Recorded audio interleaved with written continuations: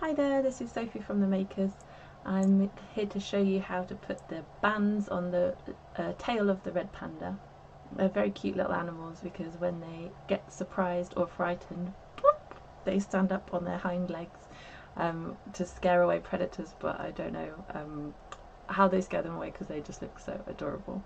So in the instructions there's an option to put these little light coloured bands on the tail.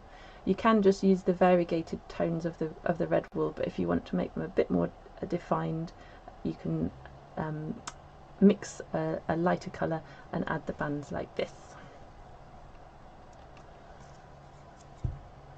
So I'm taking a little bit of my foxy coloured wool and a little bit of my white wool, and I'm going to just mix them together really well.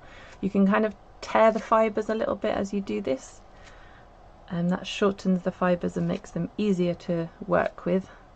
And if you've got any really super coarse kind of hairy fibres, you can just take those out, those sort of very dark hairs.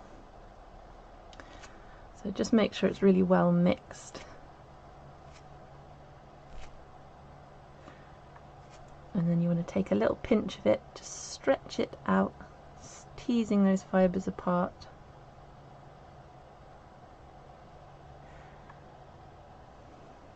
And wrap it over the tail, like so. And I've got a twisted star needle to poke them in with. You can use a medium needle or any needle really, but I like the twisted star. It's a good, powerful worker.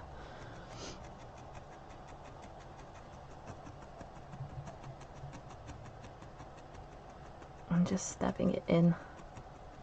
You can put this on before you attach the panda to the stand, but I actually left it till after because I didn't want the stripes to kind of come unwound as I was working.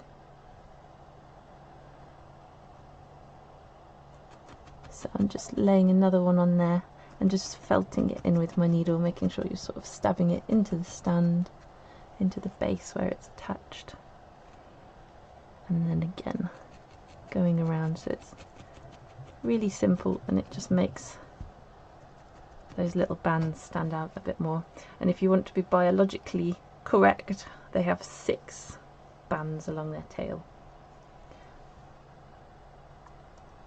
So there we go. Hope you enjoy making him as much as I did. Bye!